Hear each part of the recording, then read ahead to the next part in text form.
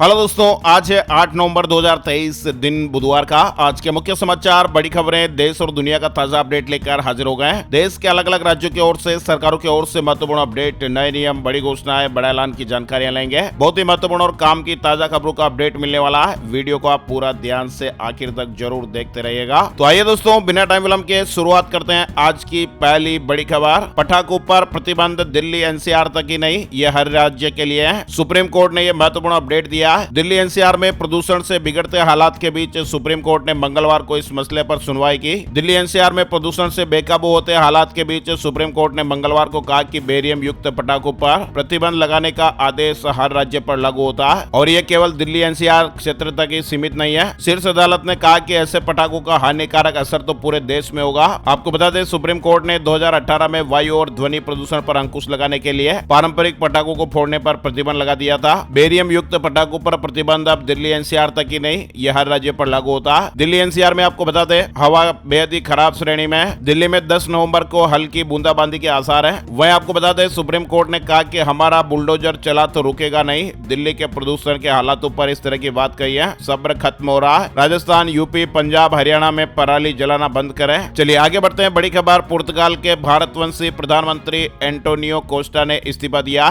Corruption के आरोप लगे हैं। पुर्तगाल में भारतीय मूल के प्रधानमंत्री एंटोनियो कोस्टा ने मंगलवार को नेशनल टीवी पर अपने पद से इस्तीफा दे दिया। छत्तीसगढ़ की कुल 90 विधानसभा सीटों में से पहले चरण की 20 सीटों के लिए मतदान खत्म हो गया है। वहीं मिजोरम की 40 सीटों पर भी मतदान खत्म हुआ है। पीएम मोदी मध्य प्रदेश में आज 2 चुनावी सभाओं को संबोधित करेंगे। प्रियंका गांधी आज फिर इंदौर में है। पीएम मोदी आज दोपहर 1:30 बजे गुना में और शाम 4 बजे मुरैना में बीजेपी प्रत्याशियों के समर्थन में आयोजित जनसभाओं को संबोधित करेंगे। भूकंप से जुड़ी फिर से बड़ी खबर आई है। पंजाब में महसूस किए गए भूकंप के झटके 3.2 तीव्रता मापी गई है। पंजाब में बुधवार यानी आज 8 नवंबर को 1:13 पर मॉर्निंग के टाइम पर यह भूकंप के झटके महसूस हुए, यानी रात के 1:13 पर भूकंप के झटके लगे। लोग अपने घरों से बाहर आ गए। वहीं एक अलर्ट करने वाली खबर आ रही कि भारत में बड़ा भूकंप आने वाला। आईआईटी कानपुर ने चिंता जताई है। जोन 5 पर बताया सबसे ज्यादा खतरा। नेपाल में बार बार भूकंप किसी बड़ी आपदा की चेतावनी तो नहीं है। अर्थ साइंस के वैज्ञानिकों की भी चिंताएं बढ़ी हुई है। बार बार भूकंप आने से हिमालय क्षेत्र में बड़े खतरे का डर सता रहा है। अर्थ साइंस के विज्ञानी भी नए भूकंप केंद्र बनने की भी आशंकाएं जता रहे हैं। यानी अभी हाल ही में 3 दिन के अंतराल पर भूकंप के 2 झटकों ने अर्थ साइंस के वैज्ञानिकों को भी चिंताएं बढ़ा दी हैं। बार बार आ रहे भूकंप से बड़े और विनाशकारी आपदा की आशंकाएं बढ़ रही हैं। इस भूकंप का केंद्र भी बदला हुआ और उत्तराखंड के नजदीकी हिस्सों में है। कोविड से जुड़ा अपडेट आ रहा है। कोविड का नया वेरिएंट JN.1 जिससे साइंटिस्ट भी हैरान हो रहे हैं। वैक्सीन और इम्यूनिटी भी बेकार होती जा रही है। वैज्ञानिक एक नए कोविड-19 वेरिएंट को लेकर बहुत ही परेशान है, जिसमें वैक्सीन प्रतिरक्षा यानी इम्यूनिटी से बचने की ताकत है। नए SARS-CoV-2 वेरिएंट JN.1 की पहचान शुरुआत में 25 अगस्त 2023 को लक्समबर्ग में की गई थी और इसके बाद ये इंग्लैंड, आइसलैंड, फ्रांस और संयुक्त राज्य अमेरिका में भी पाया गया। बड़ी खबर आ रही है, भारत में टीबी की बीमारी आज तक खत्म नहीं हो पाई है। इस बीमारी के 27% मरीज ऐसे होते हैं जिनके फेफड़ों के अलावा दूसरे अंगों में भी टीबी होती है। ये बीमारी दिमाग और हड्डी तक में हो जाती है। इसको एक्स्ट्रा पल्मोनरी टीबी कहते हैं। कई मामलों में लोगों को इस बीमारी के बारे में जानकारी नहीं होती है, जिससे एक्स्ट्रा पल्मोनरी टीबी के मामलों की पहचान सही समय पर नहीं हो पाती है। ऐसे में अब देश को टीबी मुक्त बनाने के लिए एम्स दिल्ली का मेडिसिन विभाग देश भर के डॉक्टरों को इसकी ट्रेनिंग दे रहा है। इस ट्रेनिंग का दूसरा फेज 6 नवंबर से शुरू हो चुका है। डॉक्टरों का कहना है कि फेफड़ों में होने वाली टीबी के लक्षण तो आसानी से दिख जाते हैं, लेकिन अन्य ऑर्गन में होने वाली टीबी की पहचान आसानी से नहीं हो पाती है। ऐसे में डॉक्टर्स को इसके बारे में जानकारी होना जरूरी है और इसी के तहत ये ट्रेनिंग दी जा रही है। सरकार का लक्ष्य है कि साल 2025 तक टीबी को खत्म करना है। यानी आम धारणा है कि टीबी केवल लंग्स में होती है, फेफड़ों में होती है, जबकि ऐसा नहीं है।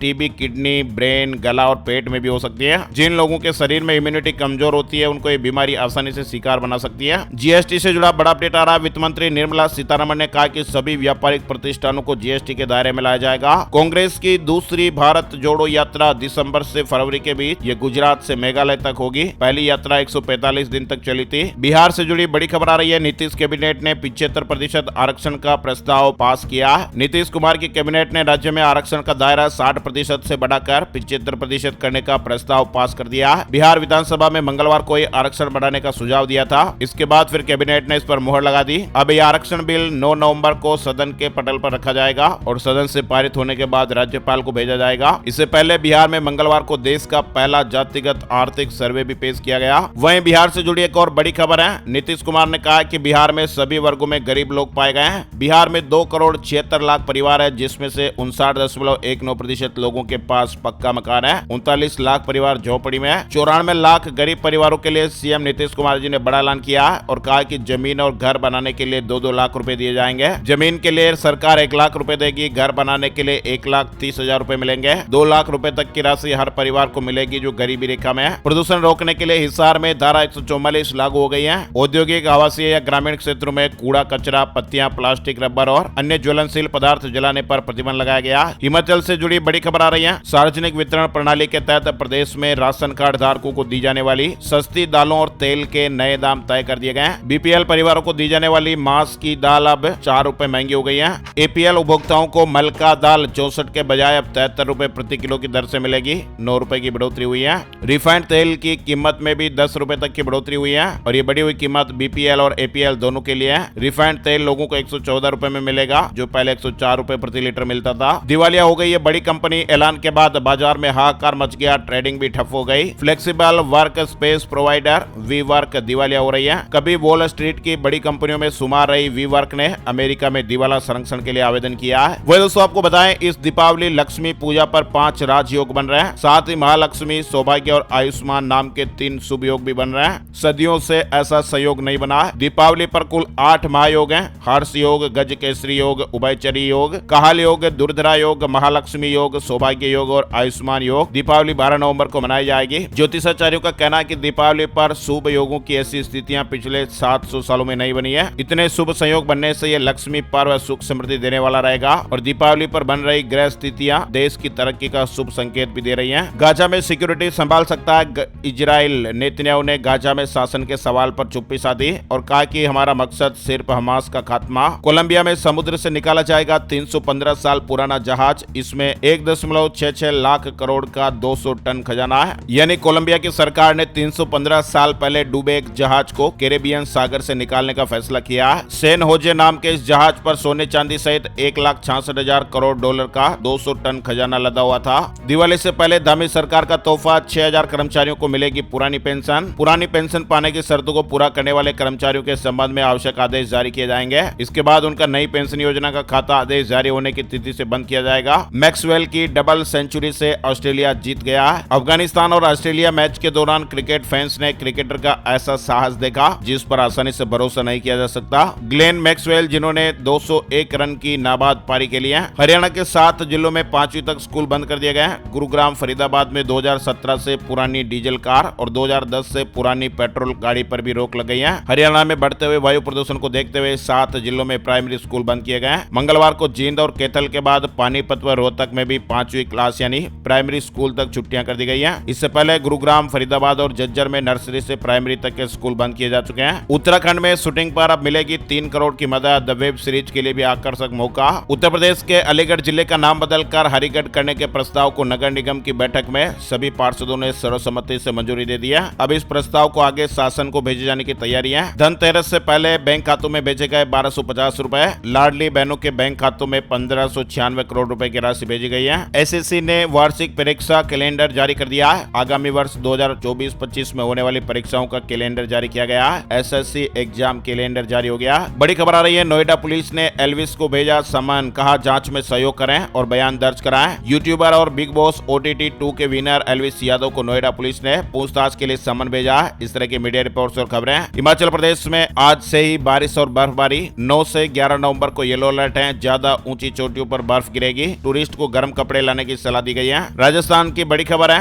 सरकारी स्कूलों में पासबुक से पढ़ाई बैन। अगर ऐसा होता तो फिर कार्रवाई हो सकती है। हरियाणा में दीपावली पर सीएम देंगे मिठाई। स्वीपर चौकीदारों को 501 रुपए देगी सरकार, ताकि इस पैसे से मिठाई खरीद कर अपना और अपने परिवार का मुंह मीठा कराएंगे। वहीं हरियाणा के मुख्यमंत्री जी ने दीपावली के मौके पर कॉन्ट्रैक्ट, एडहॉक, डेली वेज पर काम करने वाले कर्मचारियों को बड़ी राहत दी है। अब ऐसे कर्मचारी 52 साल तक सरकारी रेगुलर भर्ती के लिए आवेदन कर सकेंगे। उम्र में छूट मिलेगी। चंडीगढ़ के 22,000 कर्मचारियों का डीए बोनस मंजूर हो गया। प्रशासक ने अधिकारियों के साथ बैठक में यह फैसला लिया। कई दिनों से मांग हो रही थी। वहीं दिवाली पर भवन मजदूरों को केजरीवाल सरकार का तोहफा, दिल्ली मजदूर कल्याण ऐप लॉन्च होगा। इस दिवाली दिल्ली सरकार मजदूरों के लिए दिल्ली मजदूर कल्याण ऐप की शुरुआत करेगी। नोएडा, ग्रेटर नोएडा में AQI 400 के पार बंद किए गए 9वीं तक के सभी स्कूल। कक्षा 9 तक के सभी स्कूलों को 10 नवंबर तक बंद करने का आदेश जारी किया। यूपी के गौतम बुद्ध नगर श्रीनगर जिले के नोएडा और ग्रेटर नोएडा से जुड़ा अपडेट है। गाजा में तबाही लाने की तैयारी हो रही है। इजरायली रक्षा मंत्री का बड़ा बयान सामने आया है। इजरायल के रक्षा मंत्री ने कहा कि जमीनी जंग तेज करने की तैयारी को लेकर अतिरिक्त सैन्य योजनाओं को मंजूरी दी गई है। गाजा में इजरायली सेना लगातार आगे बढ़ रही है। HDFC बैंक के ग्राहकों को अब महंगा मिलेगा लोन, बैंक ने ब्याज दरें बढ़ा दी है। योगी सरकार ने पटरी दुकानदारों को दिवाली उपहार दिया।